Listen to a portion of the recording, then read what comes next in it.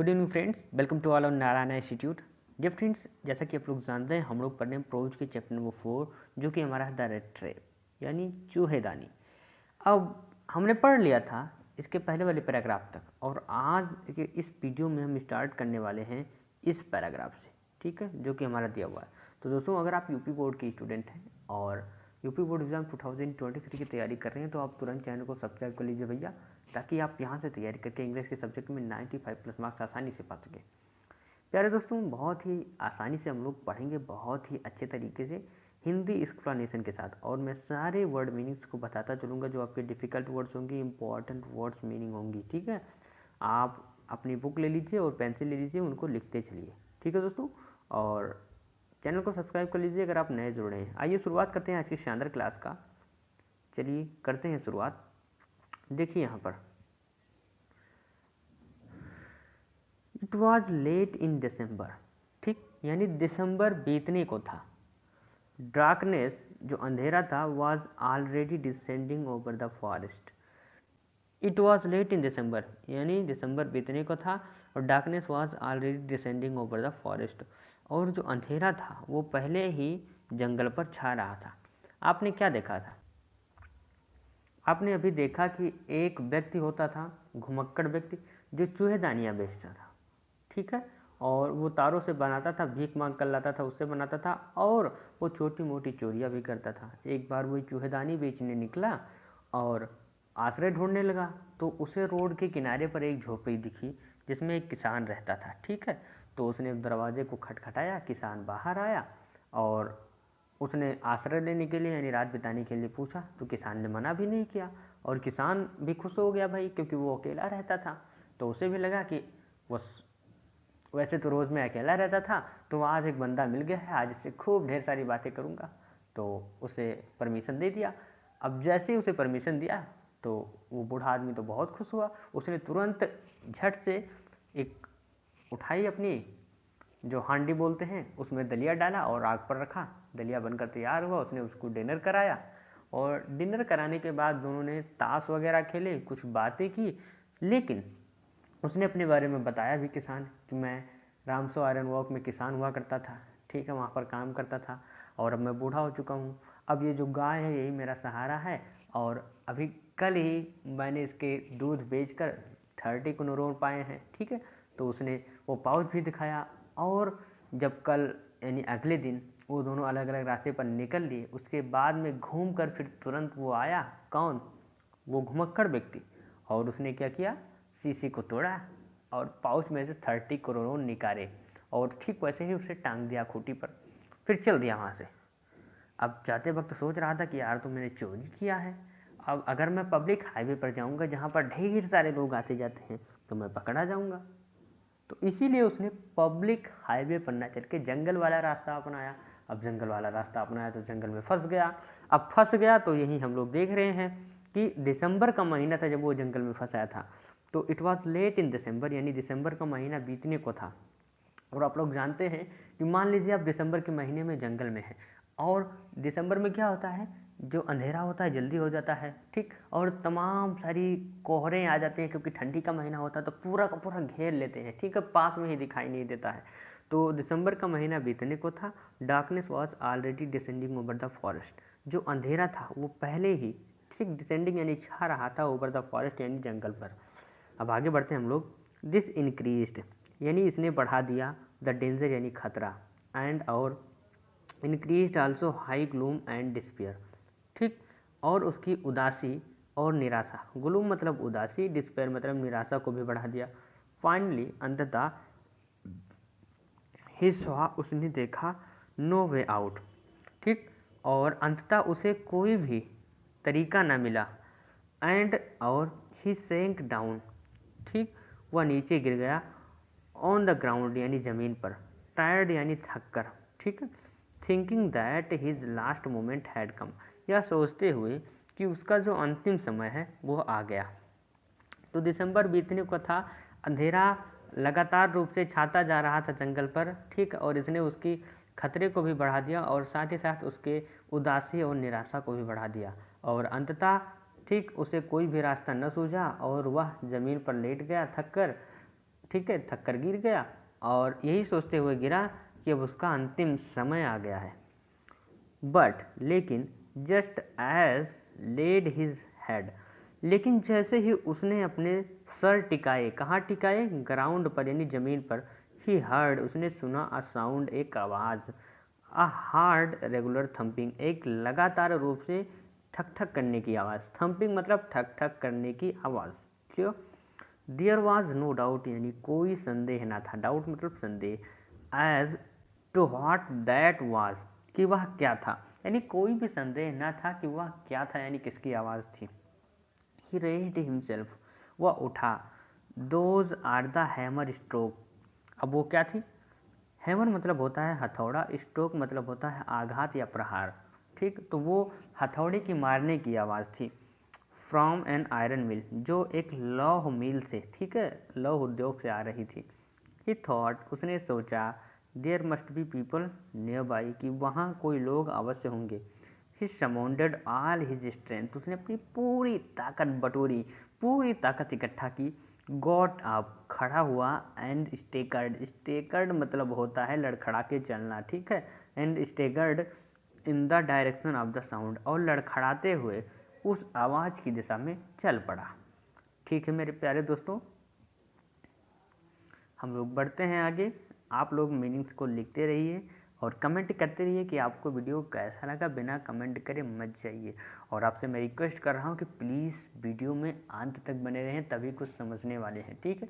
क्योंकि ये इतना भी आसान नहीं है जितना आप समझ रहे हैं, और तुरंत कोई चीज़ समझ में नहीं आती है, ठीक। आप कुछ कर रहे होते हैं, जब आप पढ़ाई करने बैठते हैं तो थोड़ा जो माइंड होता है आपका, ठीक, उसे फोकस्ड होने में थोड़ा टाइम लगता है। तो जैसे ही आपका माइंड फोकस्ड हो जाता है 2 से 3 मिनट में आप अच्छे से चीज़ों को समझने लगते हैं। तो वीडियो को एंड तक देखिए, तभी आपको समझ में आएगा, अदरवाइज आपको समझ में आने वाला नहीं है। मैं श्राप कह रहा हूँ आपसे।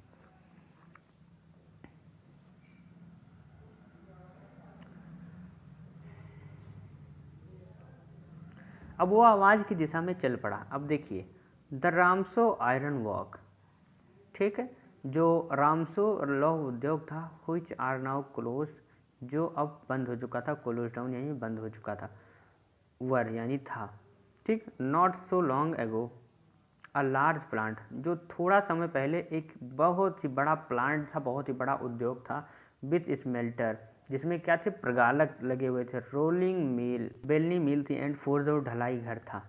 इन द समर टाइम, यानी गर्मियों के समय में, long lines of heavily loaded barges and scows slid down the canal, गर्मियों के समय में छोटी और बड़ी नौकाएं पूरी तरह से भरी हुई, ठीक है, यानी नहर से होकर जाती थी।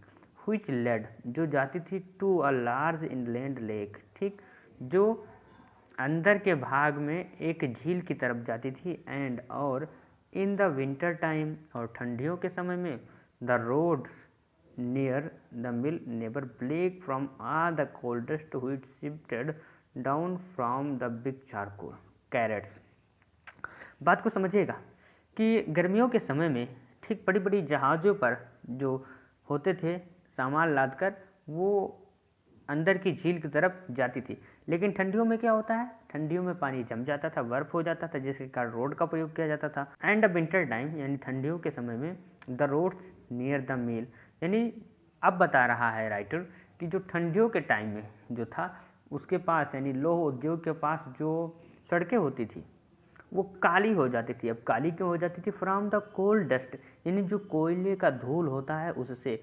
हुई शिफ्टेड डाउन, जो छनकर गिरती थी। तो शिफ्टेड डाउन मतलब छनकर गिरना।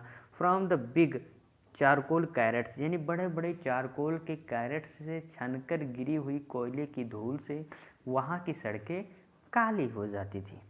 ऑलराइट, अब एक बार फिर से समझ लेते हैं।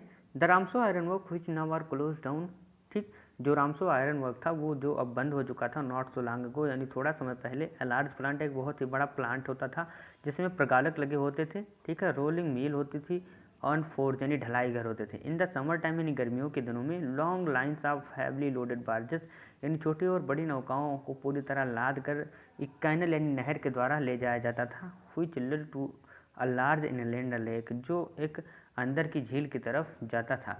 इन द विंटर टाइम, और गर्मियों के समय में और ठंडियों के समय में the roads near the mill were black, और जो गर्मियों के टाइम में वहाँ मिल के किनारे के जो रोड थे वो काले हो जाते थे। वे चारकोल के कैरेट से छनकर गिरते थे रोड पर और काले हो जाते थे। अब बढ़ते हैं हम लोग आगे, देखिएगा यहाँ पर, during one of the long dark evening just before Christmas, यानी during one of the long dark evening, एक बड़े, ठीक है, अंधेरे शाम से पहले, क्रिसमस यानी क्रिसमस के एक बड़े अंधेरे शाम से पहले, द मास्टर स्मिथ, ठीक है, यानी मुख्य लोहार, एंड हिज हेल्पर, और उसका सहयोगी, set in the dark force, यानी अंधेरे ढलाई घर में बैठे हुए थे, नियर द फर्नेस यानी भट्ठी के पास, वेटिंग यानी इंतजार कर रहे थे, फॉर द पिग आयरन यानी कच्चे लोहे का। तो during one of the long dark evening just before Christmas, यानी क्रिसमस के, ठीक है, एक दिन के, यानी क्रिसमस के दिन के एक बड़ी डार्क इवनिंग यानी अंधेरी शाम के दौरान, द मास्टर स्मिथ यानी मुख्य लोहार, एंड हिज हेल्पर, और उसका सहयोगी बैठे हुए थे उस ढलाई घर में, ठीक भट्ठी के पास, और इंतजार कर रहे थे कच्चे लोहे का, व्हिच, जो had been put in the fire, जो आग में डाला गया था, टू बी रेडी यानी तैयार थे, ठीक है, to put on the anvil यानी उसे निकाय में डालने के लिए तैयार थे। Every now and then one of them got up, बीच बीच में उनमें से एक खड़ा होता, टू स्टिर यानी कुरेदने के लिए, ठीक है, द ग्लोइंग मास यानी उस सुलगते हुए पिंड को। तो ग्लोइंग मास मतलब क्या हुआ, सुलगता हुआ पिंड, with a long iron bar, एक लंबे, ठीक है, आयरन यानी लोहे के कुलचे से, रिटर्निंग इन फ्यू मोमेंट्स, ठीक, और उसे कुलचे से कुरेदने के बाद, रिटर्निंग इन फ्यू मोमेंट यानी कुछ समय बाद वापस लौटते हुए, ड्रिपिंग विथ परस्पायरेशन यानी पसीने की बूंद बूंद गिरते हुए, ठीक है, पसीने की बूंद बूंद गिरती थी। दो यद्यप एज वॉज द कस्टम, जैसा कि प्रथा थी यानी परंपरा थी, ही वोर nothing but a long shirt and a pair of wooden shoes, वो, ठीक, पहनता था, वे पहनते थे एक लंबी शर्ट और एक जोड़ी लकड़ी के जूते के अलावा कुछ नहीं पहनते थे। All the time there were many sounds to be heard in the forge, यानी प्रत्येक समय में उस ढलाई घर में तरह तरह के प्रकार की आवाज़ें सुनी जा सकती थी। द बिग बिलोज ग्रोन्ड, बड़ी धोकनी कराह रही थी, एंड बर्निंग कॉयल, और जलते हुए कोयले करेक्ट यानी चटक रहे थे।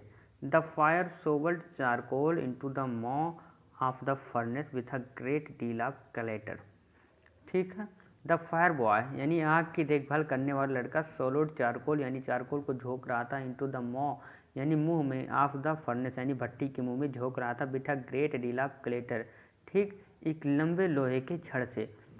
आउटसाइड यानी बाहर की तरफ, रोड द वाटरफॉल, बाहर की तरफ जो झरना था वो दहाड़ रहा था, एंड और a sharp north wind whipped the rain against the brick toil roof, और तेज नॉर्थ विंड यानी उत्तरी हवाएं, व्हिप्ड यानी कोड़ मार रही थी, द रेन्स यानी वर्षा की कोड़ मार रही थी, against the brick tile roof tile की ईंटों पर, against the brick tile roof यानी टाइल के ईंटों पर। It was probably on account of all this noise that the blacksmith did not notice, ठीक, अब यहाँ पर देखिएगा, इट वाज, यह था, प्रोबेबली यानी शायद, यह शायद था, on account of all this noise, यह शायद इन सभी आवाज़ों के कारण था, दैट कि द ब्लैक स्मिथ यानी लोहार ने, डिड नॉट नोटिस यानी ध्यान नहीं दिया, दैट कि अ मैन हैड ओपनेड कि एक व्यक्ति ने खोला है, द गेट यानी दरवाजे को, एंड इंटर्ड और अंदर आ गया है, द फोर्ज यानी ढलाई घर में। और शायद इन सभी आवाज़ों के कारण ही वो जो ब्लैक स्मिथ था, लोहार था, उसने ध्यान नहीं दिया कि एक व्यक्ति ने दरवाजे को खोला है और अंदर आ गया है ढलाई घर में, until he stood close up to the furnace, जब तक वह भट्ठी के पास खड़ा रहा। श्योरली निश्चित रूप से, इट वॉज नथिंग, यह कुछ नहीं था, अनयूजुअल फॉर पोअर वैगाबॉन्ड्स, निश्चित रूप से यह उन गरीब घुमक्कड़ व्यक्तियों के लिए ठीक, अनयूजुअल यानी कुछ नया नहीं था। विदाउट एनी बेटर शेल्टर, ठीक, बिना किसी अच्छे आवास यानी आश्रय के, फॉर द नाइट यानी रात के लिए, टू बी अट्रैक्टेड यानी रात बिताने के लिए, अट्रैक्टेड यानी आकर्षित होते हैं, टू द फोर्ज यानी फोर्ज की ओर, by the glow of light which escaped through the sooty panes, by the glow of light यानी प्रकाश की चमक के कारण, हुई escaped through the sooty panes जो उसके काले कांच से, ठीक, निकलते हैं, दिखाई दे रहे थे, एंड जो उसके काले कांच से बाहर की ओर दिखाई देते हैं, and to come in to warm themselves और अपने आप को गर्मी में लाने के लिए, इन फ्रंट ऑफ यानी के सामने, in front of the fire यानी आग के सामने। The blacksmith glanced only casually and indifferently at the intruder. जो ब्लैक स्मिथ था यानी मुख्य लोहार था, glanced only casually and indifferently. The blacksmith यानी मुख्य लोहार ने, ग्लेंस्ड यानी नज़र डालना, ठीक है, तो मुख्य लोहार ने नज़र डाली, ओनली कैजुअली, ठीक है, केवल सरसरी निगाह से, एंड इनडिफरेंटली और निरपेक्ष भाव से, एट द इंट्रूडर यानी घुसपैठिए पर। तो जो मुख्य लोहार था उसने, ठीक है, नज़र डाली, केवल सरसरी नज़र डाली और निरपेक्ष रूप से नज़र डाली उस घुसपैठिए पर। ही लुक्ड उसने देखा, द वे यानी उसी तरह, people of his type usually did, ठीक, वह उस तरह के लोगों को उसी तरह ही देखता था। विथ अ लॉन्ग बर्ड एक लंबी दाढ़ी वाला, डर्टी गंदा, रैग्ड यानी फटे कपड़े, and with a bunch of red tape, ठीक, डेंगलिंग ऑन हिज चेस्ट और तमाम, ठीक, बहुत सी चूहेदानियों को अपने सीने पर लटकाए हुए। अब यहाँ पर फिर से समझते हैं। The blacksmith glanced with only casually and indifferently at the intruder, यानी जो मुख्य लोहार था उसने बहुत ही सरसरी और निरपेक्ष भाव से उस घुसपैठिए पर नज़र डाली यानी उसे देखा। He looked the way of people his type usually did, वह उस तरह के लोगों को आमतौर पर वैसे ही देखा करता था, कैसे, उस सरसरी निगाह से, ठीक है। विथ अ लॉन्ग बर्ड एक लंबी दाढ़ी वाला, डर्टी यानी गंदा, रेग यानी फटा, and with a bunch of red tape dangling on his chest और अपने सीने पर, ठीक है, गुच्छे को टांगे हुए, चूहेदानियों को गुच्छे को लटकाते हुए। ही आस्क्ड यानी उसने पूछा, permission, he asked permission to stay यानी उसने रहने के लिए परमिशन यानी मंजूरी मांगी। एंड और द मास्टर ब्लैक स्मिथ और मुख्य लोहार नोडेड यानी सिर हिला दिया, a haughty consent without honouring him with a single word. A haughty consent एक घमंडी की तरह, ठीक है, विदाउट ऑनरिंग हिम बिना उसे सम्मान दिए, विथ अ सिंगल वर्ड यानी एक भी शब्द बिना बोले। The tramp did not say anything. अब ट्रैम्प यानी वह जो घुमक्कड़ व्यक्ति था उसने कुछ नहीं कहा, ठीक है। He had not come there, वह वहाँ नहीं आया था, टू टॉक यानी बातें करने, वह वहाँ बातें करने तो नहीं आया था, but only to warm himself and sleep और केवल अपने आप को गर्म करने और सोने के लिए आया था। इन दोज डेज यानी उन दिनों, the Ramsjo iron mill was owned by a very prominent iron master. उन दिनों जो रामसो आयरन मिल थी वह एक बहुत ही प्रसिद्ध, ठीक, लौह व्यापारी की थी। प्रोमिनेंट माने होता है प्रसिद्ध। हुज ग्रेटेस्ट एम्बिशन जिसकी सबसे बड़ी एम्बिशन यानी महत्वाकांक्षा थी, वॉज यानी थी, टू शिप आउट यानी भेजना, ठीक है, या पहुंचाना, गुड आयरन यानी अच्छा लोहा, टू द मार्केट और उसकी सबसे बड़ी महत्वाकांक्षा थी कि अच्छा लोहा बाजार तक पहुंचाना। He watched both night and day, वह निरीक्षण करने आता था, ठीक है, दिन और रात दोनों समय, टू सी यानी यह देखने के लिए, दैट कि द वर्क वाज डन यानी काम किया जाए, एज वेल एज पॉसिबल, ठीक, काम को उतनी ही अच्छी तरह से किया जाए जितनी अच्छी तरीके से करना संभव हो। एंड और at this very moment he came into the forge और उसी समय तुरंत वह ढलाई घर में आ गया। On one of his Knightley round of inspection, उसके एक रात्रि के दौरे के समय। नेचुरली स्वाभाविक रूप से, the first thing he saw was the टाल रगामफिन, स्वाभाविक रूप से जो पहली चीज़ उसने देखी, किसने देखी भैया, वो जो व्यापारी था, जो मालिक था उसका, the first thing he saw, जो पहली चीज़ उसने देखी, द टॉल रैगामुफिन, यानी उस लंबे, ठीक, यानी उस लंबे घुसपैठी को जो था, यानी उस लंबे घुमक्कड़ को, who had edged his wet so close to the furnace, जो खिसक कर भट्टी के पास जा चुका था, that steam rose from his wet rags, और जो भाप थी, ठीक है, उसके गीले कपड़े से ऊपर उठ रही थी। The iron master did not follow the example of black Smith, यानी जो आयरन मास्टर थे उन्होंने, जो मुख्य यानी जो लोह व्यापारी थे, उन्होंने उसका अनुसरण नहीं किया, किसके, मुख्य लोहार के उदाहरण का अनुसरण नहीं किया। Who had hardly designed to look at the stranger, जिसने मुश्किल से ही, ठीक है, उस स्ट्रेंजर पर नज़र डाली थी। He walked close up to him, वह उसके पास चल कर गए। Looked him over very carefully, बहुत ही ध्यान से उसे देखा। देन तब टोर ऑफ, यानी हटाया, हिज स्लाउच हैट, उसके झुके हुए हैट यानी टोपी को, to get a better view of his face, यानी उसके चेहरे को अच्छे से देखने के लिए। But of course it is you Nils Olof, लेकिन ये तुम हो नील्स ओलोफ, ही सेड, उन्होंने कहा। हाउ यू डू लुक, तुम कैसे दिख रहे हो।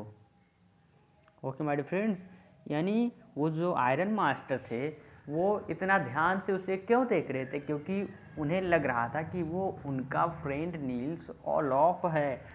The man with the red trap, यानी वो चूहेदानियों वाला जो आदमी था, हैड नेवर बिफोर सीन, ठीक, यानी पहले कभी नहीं देखा था, द आयरन मास्टर एट रामसो, यानी वो जो चूहेदानियों वाला आदमी था उसने उस आयरन मास्टर को, यानी लौह व्यापारी को, रामसो आयरन वर्क में कभी नहीं देखा था। एंड और डिड नॉट इवन नो, और जानता तक नहीं था, व्हाट हिज नेम, कि उसका नाम क्या था।